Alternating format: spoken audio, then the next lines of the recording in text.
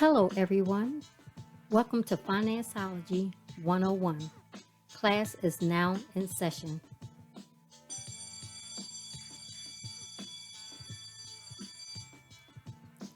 The information provided during this podcast is just that, information. You will need to do further research to address your specific situation.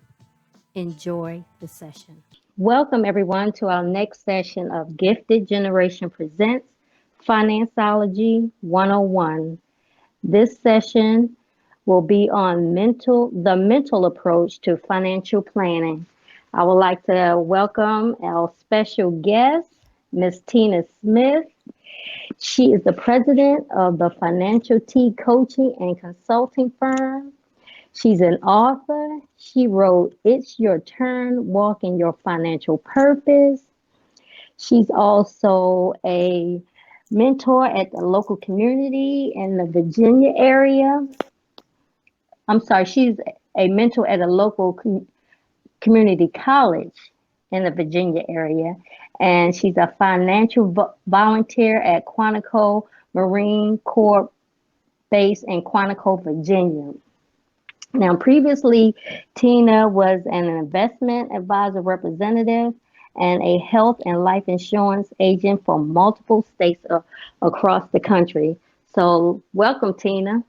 Why, thank you. I am so honored to be here with you all today. I'm just so excited about the opportunity to talk about, our mental state when it comes to finances. So I think this is a great topic for today.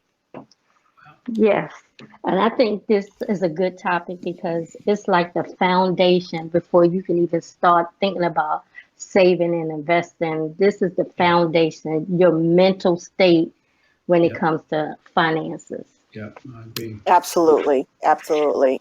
But thank you for the introduction. And again, thank you for having me. Everything you said about me was true.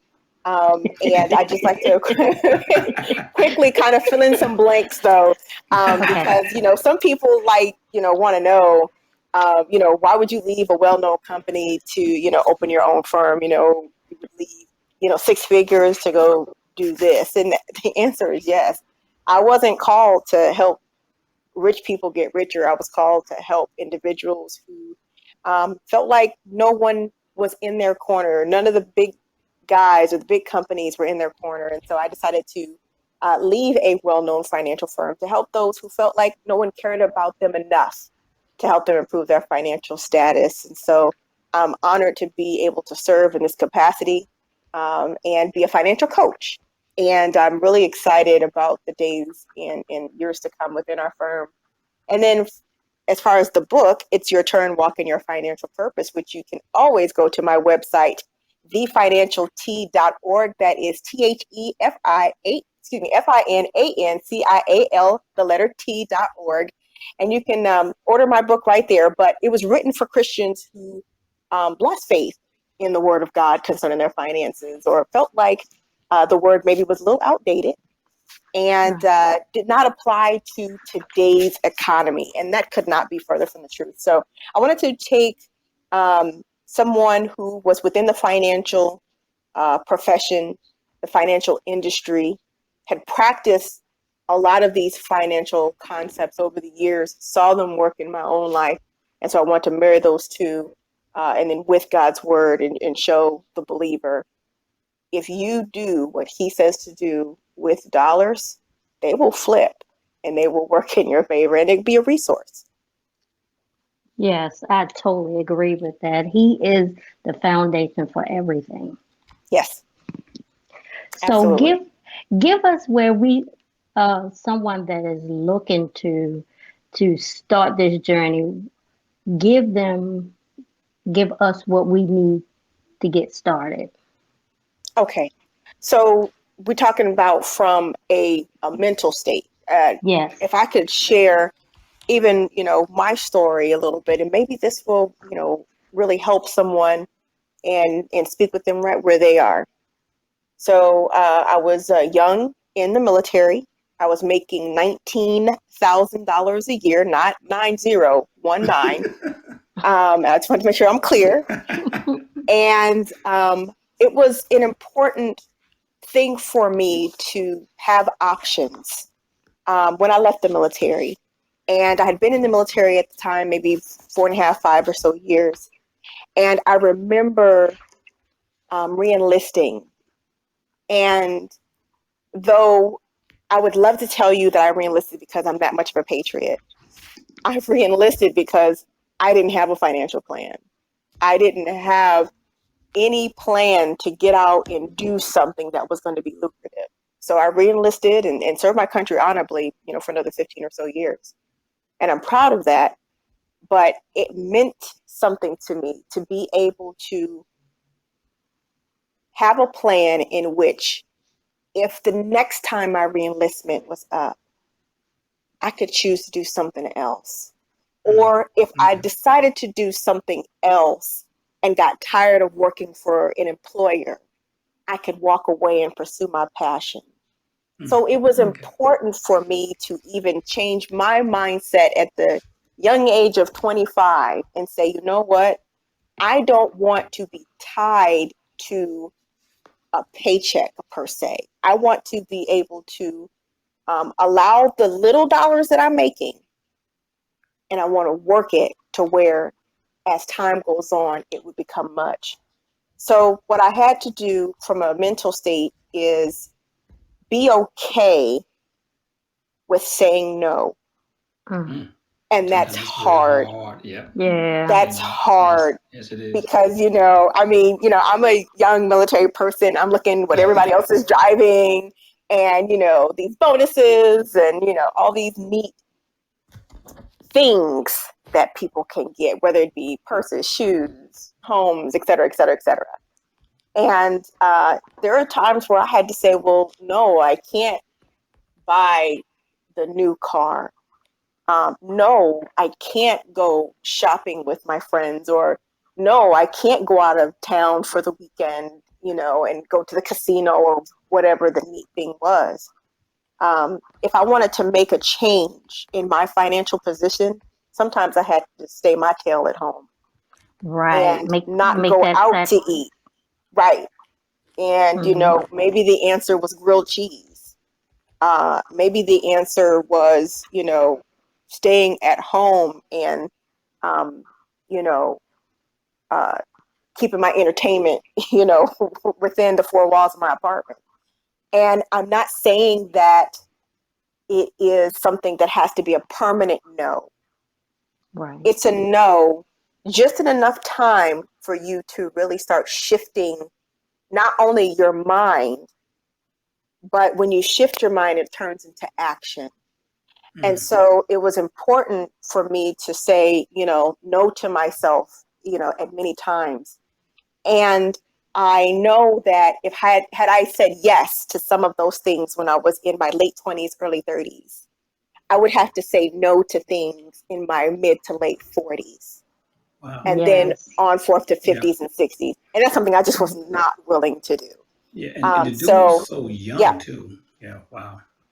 Well, I'm thankful because had someone not come into my life, and see, this is why it's so important, to work in your purpose, because someone stepped into my life at 25 years old and say, hey, what are you doing with your money? Do you even know, how to save, how to invest? And I'm like, wow. No, I mean, what do you mean? I'm making $19,000 a year. You kidding me? And he was like, no, I'm not kidding. He's rolling in the money. Okay. So,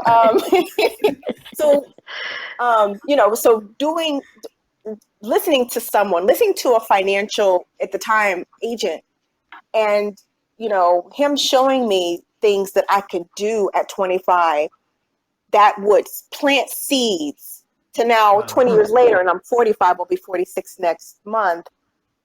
But I know, had I not made those small tweaks in my life at age 25, I would not be able to be in a position where in a few short months, I may be paying off my forever home and having zero debt. It sounded like you had a good support system when you was young. Also, the one thing I'm also hearing is that you allow someone to mentor you. And I think a lot of times that's our biggest struggles is that we think we have an answer, and we don't want no one to know our situation, and we don't allow someone to mentor us to help us with that mindset shift or change. Do you see that a lot in your business where you try to help people out and you know how to get them from point A to point B, but they struggle with your strategy to get them there though? Great question. So if I'm talking to someone, maybe at an event to where, I might be a vendor or something, and, I'm, talking with people about, the importance of financial planning and financial coaching, and having, someone basically hold you accountable for the goals you said you wanted to set. Right. There's two words that I hear all the time. Uh-oh. I'm good. Here it comes. What does that really mean? Right. Are you really? And I think what happens is Google is a great search engine tool. It is. I'm sure I use it on the daily. However, everything that you read, in those search engines doesn't always provide you with the answer that you need. Right. I can look on Google today and talk about and ask the question, how to reduce my debt. And it's probably going to give me 50 different answers. Wow, that's true. But if I look at all those 50 answers and I can't pinpoint which one would work best for me, right. then what did I do this for? So it's important to have somebody in your life, whether it be a financial professional, maybe it's even a mentor who's walked down these same paths as you and now know the way and can show you. Right. So it's important, to be able to have that person say, you know what, that's a good idea, but have you thought about this? Have you thought about that? These are the consequences if you chose that route. And there's some people in your life, whether it be a mentor or a financial professional, that can provide you with those red flags before you even step on that path. Right. And I know in my profession and the clients that I help, they really appreciate that alternative view. My client will look at something head on, but from my view, from not only my personal experience, but my professional experience, I can maybe go another 30 degrees and show you that look and show you that view. And my client would have never seen that view had I not been in their life to help them. Okay. So it is a big shift from a mental standpoint to say, I'm willing to open myself up and be vulnerable and allow somebody to look at my mistakes. Right. And say, help me fix them. And I always congratulate people who reach out to me, especially for those folks who don't know me and may have heard about our work. And, they say, oh, well, I heard, my cousin tell me, that I should connect with you. That actually happened today, and I'm really honored about that. And one of the first things I say is, congratulations. That was a huge step. It took a lot of courage for you to get on the phone and talk with someone about this. I recognize it's a really tough topic to talk about, but it is so necessary. And I think especially within our community, we don't talk about it enough. Your first steps, right? First steps. Yeah. And sometimes those first steps really are the hardest. Yeah. But once you know that that professional or that mentor is not judging you on the other side, I think that helps a lot. And I think from a mental standpoint, that's important to know too, is that there's no judgment on the other side of the table. It's just a matter of that person in a position to help you get to where you want to go. Will you let them? Right. Right. It's basically being financially vulnerable and open and ready for this change. And it's a journey. Yeah. And I know, from my professional experience that, I recognize Rome wasn't built in one day. So you're not going to change your financial position instantly. So it's a journey and it's a marathon. It is not a sprint. And so being able, even, from a mental standpoint, thinking about how long will it take me to get from point A to point B? Am I strong enough mentally to deal with this? Am I strong enough mentally to go long term with this? And so there's going to have to be a mindset change too about not having instant gratification, but delayed gratification. And that's not easy either. No, it's not. We want, we want that microwave situation happening. 2 minutes, we're out of here. Yeah, I want it when I want it. And it's not the case. Yeah. Right. And I want it right now. Right now. Right. And it's not that way I would say 95% of my clientele is definitely not that way. But, if they're willing to step back and be committed to themselves, and that's tough too, I'm finding with folks I'm talking to, that commitment. And, when you get into your finances and dealing with them, there are a lot of emotions that come with that, from, shame and embarrassment, to, this was maybe some depression spending, or, I was helping family and they never returned those dollars to me. I get a lot of that.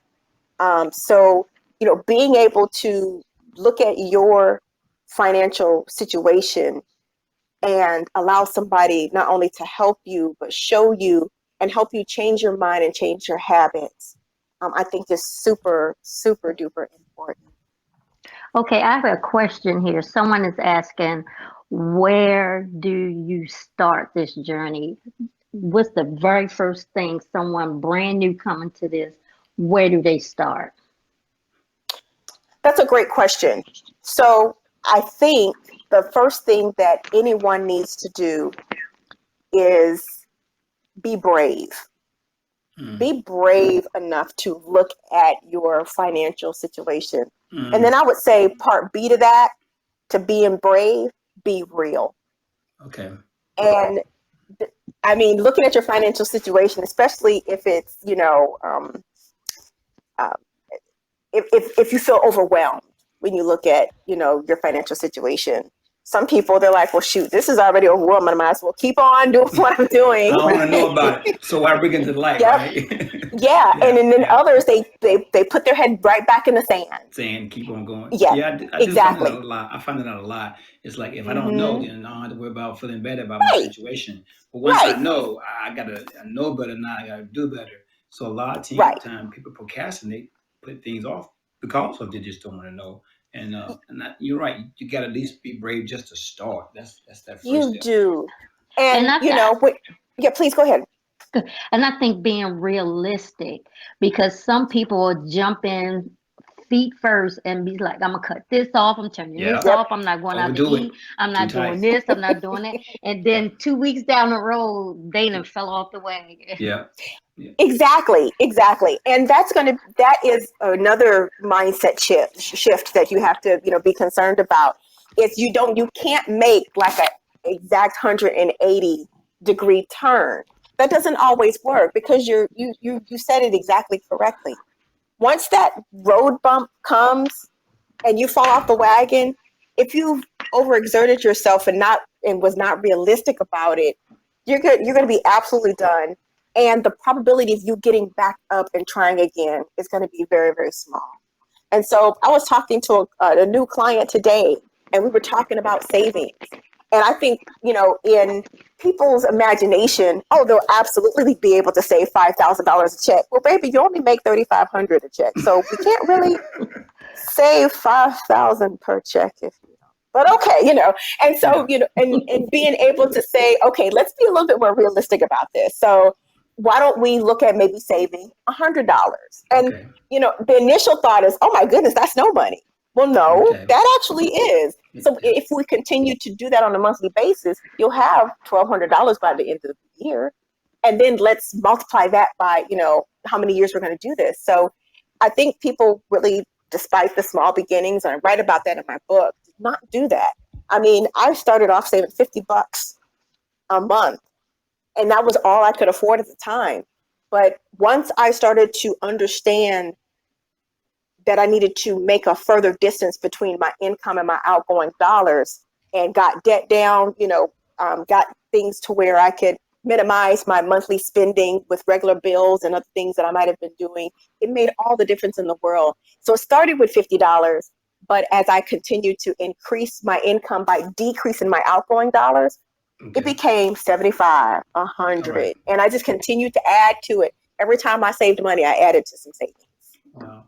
It's funny. We Mm-hmm. was talking tonight, and I was talking to a group of people, and I was saying that the word plan and strategy, it really don't mean the exact same thing. And I said, here's what I mean. I was telling them, hey, I want to plan to go on a vacation every year. I want to plan to retire rich. That's a Right. great thing to do. But I always say, well, what is your strategy to do the Right. vacation? So you coming up on a vacation in March and you didn't save not one penny. You didn't strategize your situation to be successful on that trip. So I always tell people, Absolutely. you can have a plan, but you also have a strategy in order to be successful at that plan. And you don't want to be so strict on yourself that you go off that diet, you blow up. You just lose everything. You save $1,000, but you ain't spent, you ain't went out. Next, you go out and blow $1,000. I Right. always tell people you gotta have a strategy on top of a plan to make sure you are successful at what you're trying to do, and that's a mindset, a set shift also, because you got to It stay locked is. and loaded 100% of the time. You do. And I think what people try to do is kind of eat the whole elephant in one bite, and that's impossible. Yeah. And so what happens is, like in my book, and I hope this is not I can't wait to read a it. small I'm still waiting example. for it. Well, yeah. I'm sorry you Nah, didn't have that just yet, messing but with you. I am so excited that when you get it, I believe that you're going to really enjoy it. But in my book, I talk about surprise as Christmas. And Mm, everybody knows Christmas is the same day every mm, year. However, true. oh my goodness, it's November.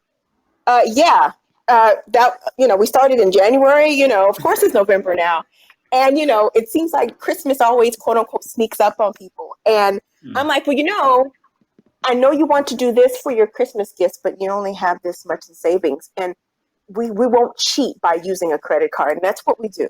right, So we do the same thing with vacations, but I'm using Christmas as a very simple example, of course. right. And so everybody knows Christmas is December 25th every single year. So Christmas is not a surprise, but we fail to plan for our Hmm. Christmas giving, if that makes sense. Yeah, And understood. so for the gift givers, who are listeners, it's important for you to recognize, graduation is always the same time. It's always going to be, May, June timeframe. We know this. We know when Christmas is. We know when, Easter is or Resurrection Day is. These are things that we know. We know, when the kids' birthdays are, your spouse's birthdays. So these aren't surprises, but we should take it upon ourselves to have a strategy on how we're going to save for these gifts versus to go get a credit card and then cringe when that bill comes along with that interest charge that came along with that extra spending. And so that causes angst.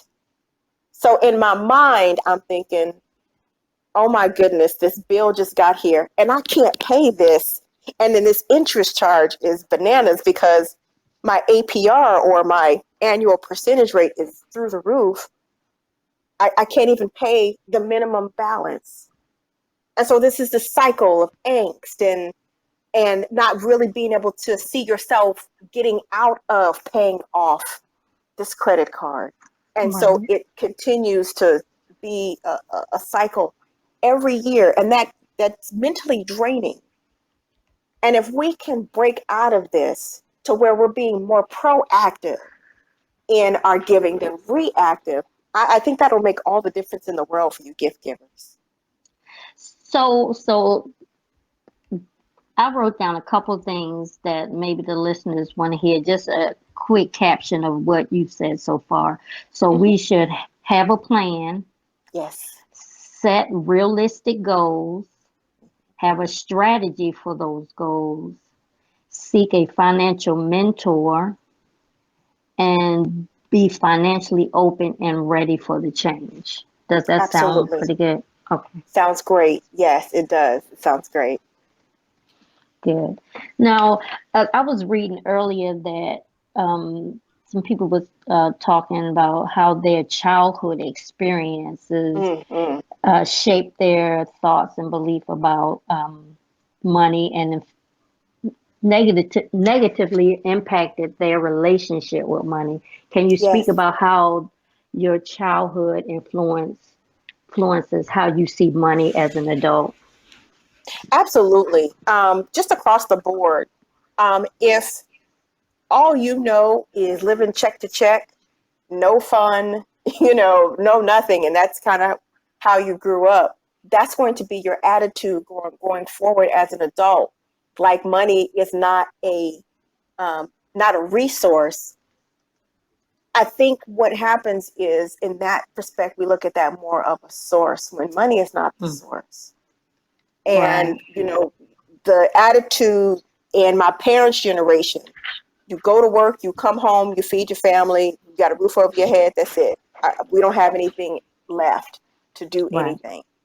And so what I find is that when you live in that kind of environment growing up, when you're an adult, we're balling out now. So, there is not that attitude of we go to work, we go home, we have no fun. Now it's all fun. You know what I mean? Right. And, I'm not going to live the life that I lived growing up.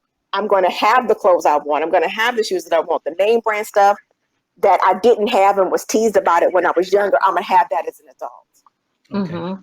And, these are things that happen, and it ruins us financially because we're spending money that we don't have because to be the total opposite of how it was when we grew up, when there should be a balance. Now, I came from a middle income family, and my dad was in the military as well. So, there's things that we had that maybe my civilian counterparts didn't. And I'm appreciative, of that. But we weren't spoiled per se to where we got everything. Well, my parents would say that that's not a true statement, but I believe that we didn't get everything that we wanted. But at the same time, growing up coming into my own, as an adult, and I would say even as a high schooler, my mindset was I don't want to spend my money. I want to save my money as much as possible. And I did, and I didn't mind spending my parents' money, and I'll tell you that. But my money, I wanted to keep. And so, hang on to that thing. Right. And my mom, taught us, some simple things concerning money, like you never buy anything full price. If it's not on sale, it's not for you. We're going out to eat, but we're going during lunchtime, to catch the end of the lunchtime for lunch prices versus dinner prices. So those are, the little things that, I carry with me, into adulthood. I still even practice today. But it's important, though, to take a look at, your childhood and how you grew up. And if you're listening to this and you find yourself in one of the examples that I gave, whether you grew up like me or you grew up like, other folks who didn't have, and so now all they want to do is get, find a balance. Because what I want you to do, listener, is I want you to think about your today, I want you to think about your tomorrow, and I want you to think about beyond. If you're going to spend all your money today, in retirement, you're going to depend upon the government. And that is bleak. Right. Yeah. I hope you heard me. If you depend upon the government at this point, it's bleak. I heard you. I'm listening. It's bleak. I'm listening. Furthermore, think about the legacy that you won't leave behind. Yeah. If you're like me, you're a parent. And I want to make sure that my son not only gets the values that I leave him, but also I want him to start where I finished. Or to put it like Reverend Bronner would say, I want my son's floor. I want my ceiling to be my son's floor. As high as I've gotten in my life, I want that to be the starting point for my son. I like that. I like that. Yeah. I like that. And so if I didn't start saying no to some things at 25 years old, when I'm old and gray and passing away, my son's kids will still have money left from what my husband and I put in place. Yeah. And so that's what it's about. It's about, for us, it's about legacy leaving, and I'm talking from a personal place at this point. It's about legacy leaving. And I know that a lot of people in our community, they really feel the same way, just don't know how. And if you would, listener, if you would be open to getting a financial coach or a financial mentor in your life, and instead of you thinking, oh, I'm good, there might be some things that you might not know, and some secrets or some nuggets that, someone like me or someone else in your life could give that may be the catapult to, your entire financial future.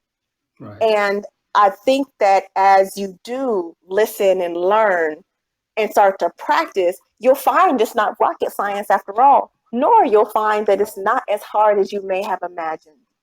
Yes. Lastly, you'll also find that you don't have to be rich to put money away. Sure You don't. can do it That's the no matter truth. how much income you That's have. the You can truth. do it right where you are. It Yep. doesn't matter. Yep. It does not matter. And I'm talking to somebody who was making $19,000 a year, Yeah. That's throughout her, military career, and then, in a financial industry, making over 100,000 a year, and then not, and walking away from that, wow. and being still That's okay faith. because of Yeah. all the sacrifices that I made before, could walk away and still be able to have, 5, 6 different buckets of money to pull from and 2 or 3 different streams of income at That's what any I'm given talking about. I time. like that. So it's those Right. kinds of things that we can do. And I think that I was talking to a cousin this weekend. If we don't see it within our own communities, we might not feel like it could happen. Okay. People you can Go ahead, identify Elroy. It sounds with. like you got something to say about that. Yeah, well, you just said like people you can identify with in your Yeah. own circle. You see every single day, not somebody you see every now and then. So yeah, that's a big thing because we can identify with the things that we want. Like we're thinking these are things that are beyond my reach. Yeah. And they're not. They are absolutely not. And what I challenge my clients to do, and I'm going to challenge listeners, dream big. Whatever Oh that yeah. is, it doesn't matter. Because what I Right. want to do is I want to positively impact someone to where they find their why. A lot of times we're just out, just what Kevin Hart would call frolicing it up. We're just spending money just everywhere, just cause we got it, we can. And I think we do that because there's no focus. In Right. our minds, we're not focused on the end game. We're focused on the right now, looking good, impressing other people, when we need to be focused on the end game. So that's a real big mind shift too, to not focus on today, but focus on later, like your tomorrow and beyond. And so I want to challenge the listeners to dream big. What is that big dream that you have? And then once you get that dream, Elroy, you're just talking about this, about, strategizing. Now that you got that dream in front of you, what's the strategy for you to get there? And some of it is going to be, well, I can't go buy that new, $70,000 car like I wanted to. Maybe I need to stick with the one that I have paid off, or maybe I need to work to pay the one that I have off so I can divert that payment that I did have, to something else. I mean, there are things that you can do, but we got to dream big. And once we Gotta have that dream dream in big. front of us, that will help us focus our mindset on, getting to that goal versus just being out here and not making a difference in the world. Right. I have two questions. One Okay. question is, if you say set some goals and you fall off the wagon, how do you recover from that? How do you Oh, get back, make that adjustment to get back on your plan? that's a great question. And in fact, that's funny you asked that question, because I, I, I felt in my heart that that had happened to a client of mine, and he had fallen away for a few months. And so I sent him a text a couple days ago, and he finally texted me back. And I'm helping him stay accountable to the goals that he set for himself. And I said to him, are you okay? I'd still want to meet with you, and he's like, I made some mistakes, da da da da da. Let's meet back up in April. I said, absolutely not. Let's go ahead and meet now, because I want you to know that I'm still in your corner. I'm not going to let you fall. I'm not going to let you feel like you can go handle it by yourself. And now the weight of those mistakes are on you alone. Absolutely not. So it's always good to have somebody walking with you. And the word talks about that, about having somebody walk with you, because, whoa, if you're alone and then, things happen to you, or if you're cold, you Right. don't have anybody to warm you. The word talks Right. about that, about having somebody walk with you along the journey. So it's important that you have somebody that you can trust walking alongside you. So that's how you get back on the horse by having somebody there to help you get back on. And I think that Right. that's going to be so important, especially in these days to come, where you must have somebody in your corner helping you and encouraging you along. Because in the area of finances, you can talk yourself out of everything in your own mind. Right. And Yes. if you don't have that other person in your ear saying, no, get up, continue, get back on that horse, finish this race, then you'll be left on the side. And also for that person, if you say set a goal that you're not going to get, say, the high price coffee, but 3 times a week when you normally get it 5 times a week, and Mm-hmm. say you get it 5 times a week and you blow your budget, that don't Mm-hmm. mean the following week you don't get it at all. You just go back to the 3 times a week that you agreed to. I don't want people to set goals and when they miss that mark, to beat themselves up and then Right. they overcompensate the following week to make up for what they did the previous week. No, just start fresh and keep going. Don't beat You're yourself up, because 100% right. Yep. we're all human and we're all going to make those mistakes. So just start fresh after that and just keep moving towards your goal, because it's going to happen. Things happen. You just keep moving forward. Don't beat yourself up. Just keep moving forward. You're right. You got to give yourself some space to make mistakes. If you set out a goal to save $50 this month and you didn't, you only saved 25. You can save the 25 and then next month we can try for that 50 again. You don't have to now save 75. And if just like you're saying, if that's not if that's just not feasible, it's okay. Just start over. It's okay. It's never too late. Right. It's never too late. And I don't care how old you are. If you are above ground, it is never too late to start over. Never. And so I just want to encourage, the listeners that, if you do fall off, it's okay. Let's try it again.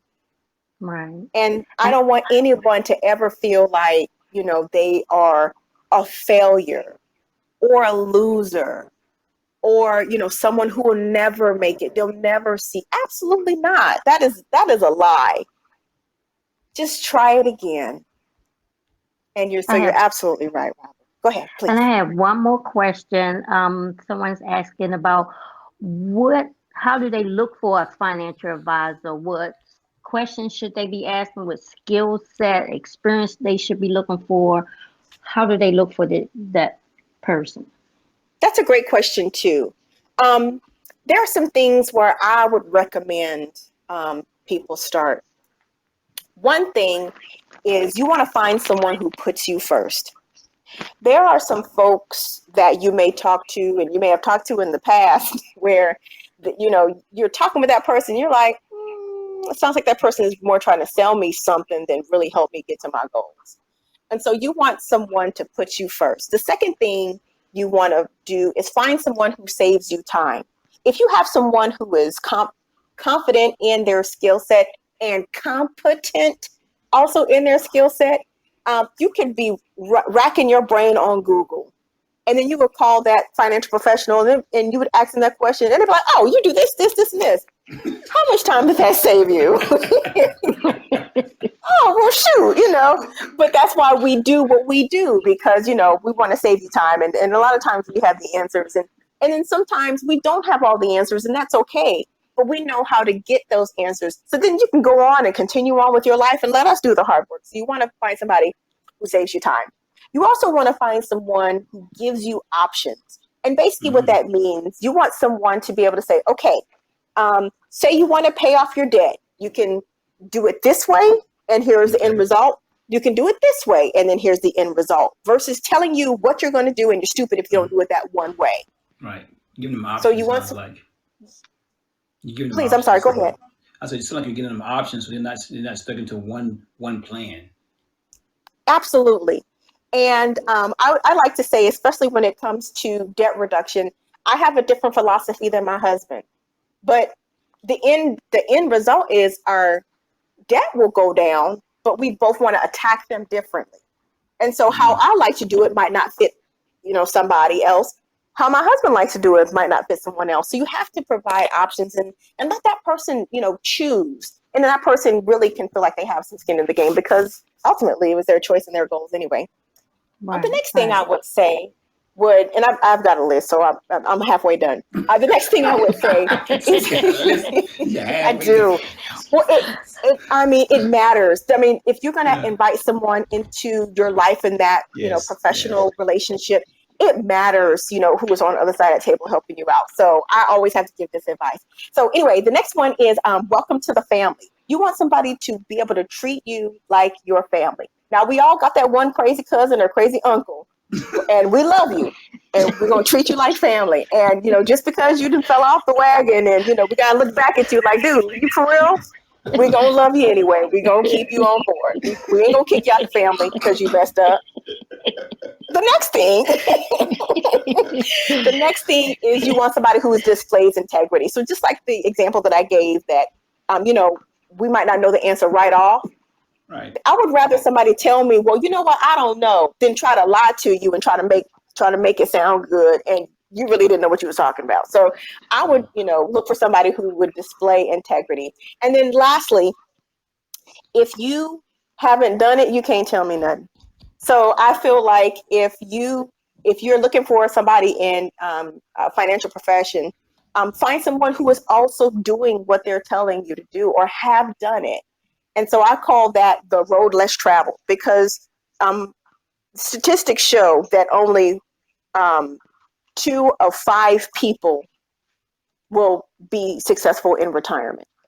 And so with that being said, there's a very small percentage, if you will, that will actually do the things that are required, the sacrifices, that are required right now to be successful then. So you want to follow somebody, not listen to what they're telling you to do and then they're going to go do something else. You want to follow that person and let that person walk with you down that journey because they've already paved the way. So those are things that I would say that you should look Okay. for in a financial professional. Well, good, good. Those were good tips.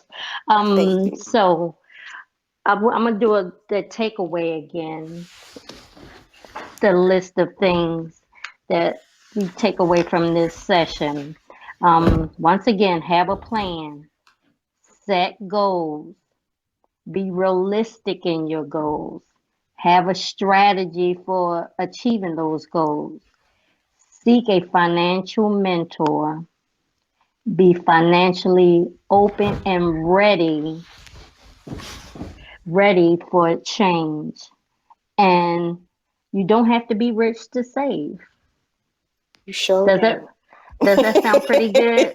Does that sound pretty That good? does. Okay. Absolutely. And I want to make sure and just double check me. Did I answer, the questions appropriately? Did you feel like I leave anything out that I need to clarify or anything? I want to make sure that as, people listen to this, they walk away knowing that, they got some good information. Yes, I'm getting that the questions were answered. So thank you for that. Yeah. Okay, excellent. Thank Yeah. you so much.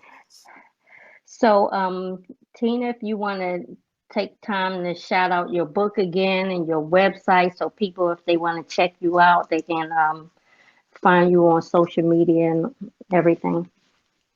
Absolutely. So again, Tina Smith, president of the Financial Tea Coaching and Consulting Firm.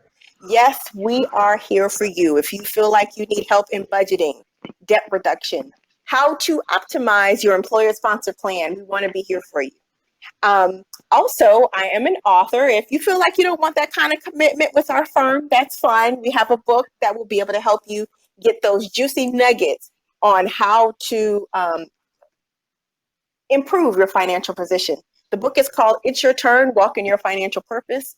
And you're going to be challenged in this book. It is not one of those normal financial books you've ever read.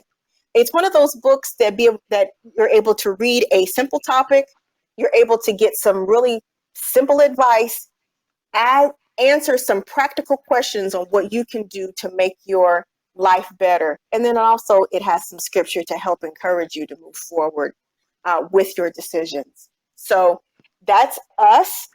We are everywhere you are. So if you're on Twitter, Facebook, connect with us at the Financial T. That is at TheFinancial,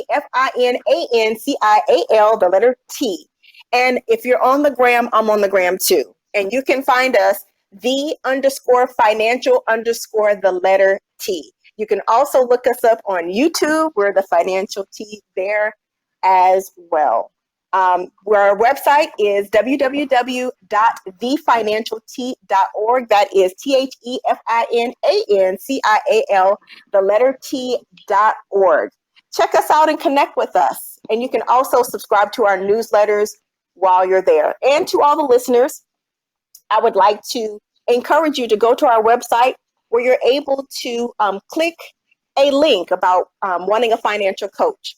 There's me, Shamika, and Kevin. We are on standby, ready to help you. You can always click on one of those links to us, to our calendar, and you can get a free 30-minute consultation with either one of us. We are waiting to help you, and we can't wait to serve you.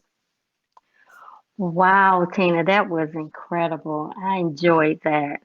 And I hope everyone that listens to it enjoy it and they take away something from this and they start their journey. They get themselves mentally prepared to start their journey to financial freedom.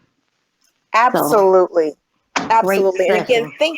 I'm so glad, and I hate that it's already over, but I'm really glad that that you had me on, that you were able to, allow me to share and encourage your listeners.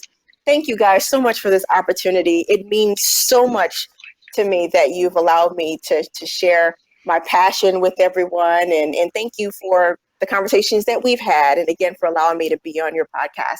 It means a lot, and I appreciate your trust. Well, it's more to Thank come from you. you. So just, we Yes. know you have a lot to offer, and we definitely want to just have you continue to get the word out because we need this in our neighborhood and in other neighborhoods. So we just want to say thank you for just entrusting in us to use this platform to get the word out, and you allowing us allowing you to work with us. So it's an awesome opportunity, and I know from here we're just going to start spreading the word. When we all said and done, you'll get a link and you can put it on your Instagram pages and have people to listen to it and continue to promote your business. So just thank you. And like I said, I can't wait to read your book because I know I'm gonna have some questions. Okay, well, great. Well, the next time you guys, if you ever decide to have me back on, I can't wait to answer those questions and really You talk will be about, back. thank You you, will and be really back. talk about some of those nuggets so we can help. That's what this is. I've been called to help, and that's what we're going to do. Well, great, great. Thank you so much, Tina. And I want to thank those that wrote in questions. This was a Yes, great thank you. session. And we'll be talking soon because she will be coming back. She will be coming back to give us more information. So, y'all stay tuned to that. And just remember that this information is just that information, suggestions to help you on your journey. You need to do further research for your specific situation. So just remember that. Okay. So let's call it a day. All righty. Goodbye, All right. everybody. Stay safe. All right, Bye. thank you. I Thank you. appreciate it. Thank you.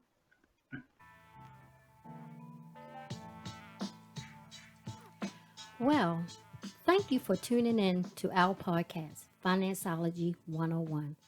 I hope you enjoyed this session and the information provided will assist you on your financial journey.